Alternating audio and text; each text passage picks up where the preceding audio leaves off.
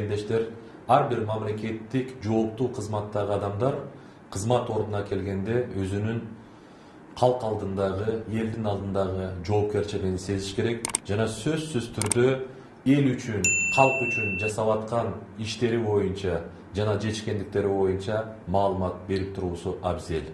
Ушул маданиятты калыптандыруу максатында биз өзүбүздөн баштоону туура көрдүк. Анда эмесе ушул министрликте иштеп жаткан 1 жыл 8 айдагы жетишкендиктерибиз боюнча жана калкка көрсөткөн кызматыбыз боюнча отчет берүү рубрикасыны баштайбыз.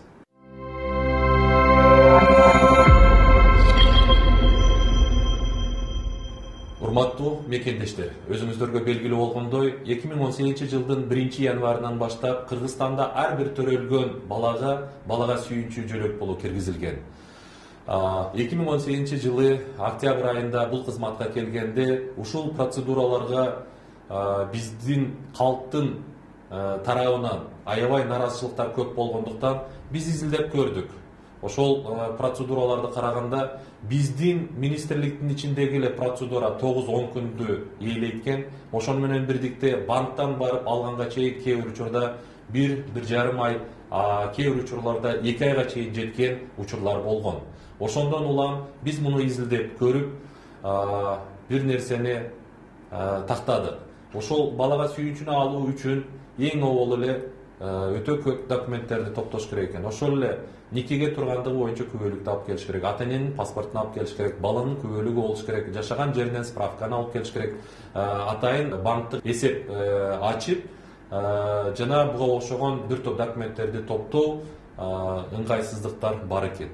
Анан ошолорду баарын алып келип биздин райондук башкармалыкка тапшыргандан кийин алар бизге заявка берип, биз акчаларını которуп берип, бул процедура аябай татаал жана узак нөбөттүк болгон. Ошондон улам элдин наразычылыгы пайда болуп келген.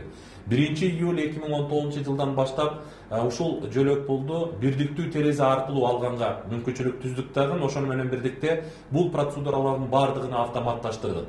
Муну менен биз эмнеге жетиштик? Ошол райондордо иштеп жаткан ар бир райондо бирден кызматкер кечке ушул маселе менен алек болгон болсо, ошонун баардыгын автоматташтырып, биз борбордук аппараттын деңгээлине көтөрдүк дагы. Биздин бир кызматкерибиз бир күндө 15-20 мүнөттө ушул маселени бүгүн чечип келет. Ошону менен бирдикте эле бул балага сүйүүнчү жөлөк пулубузду башка бир мамлекеттик кызматка байлап койдук. Айтор ошо бала төрөлгөндө сөзсүз түрдө сиздер күбөлүк аласыздар. Күбөлүк алып атканда эле сиздер тарабынан ООЗ-ки арыз берүү талап кылынат.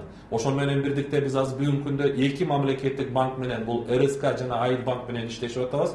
Ушул 2 банктын бирөөсүнө тандасаңыз, ошол замат сиздердин арызыңыздар биздин системага түшөт. Ал эми бир күндүгүнү топтоп, эртеси күнү биз ушул 2 банкка Кыргызстан боюнча биздин кызматкерибиз которуп коет.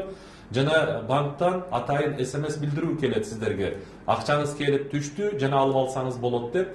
Жана эң бул жерде баса белгилеп айтып коюм келет. Мурда кайсыл бир банктын филиалынан гана алганга мүмкүнчүлүгүңүз болсо, азыр Кыргызстандын бардык филиалдарында алганга мүмкүнчүлүк түзүлдү. Ушундан улам 2018 жылы 90 000 бала бизде балага сүйүүнчү алган болсо, жеңилдеткенден кийин 1 жылдын ичинде 162 000ге жакын балага сүйүүнчү алды. Бул дээрлик 72 000ге чейин көп бала алды. Бул бардыгы процедура жеңилдеп жана ар кандай коррупциялык тобокелдер жокко чыккандыгынан улам ушундай кызмат көрсөтүп жатабыз. Бул да болсо биздин калктын жагдайыны жеңилдетүү жана жагымдуу шарттар менен кызмат көрсөтүүгө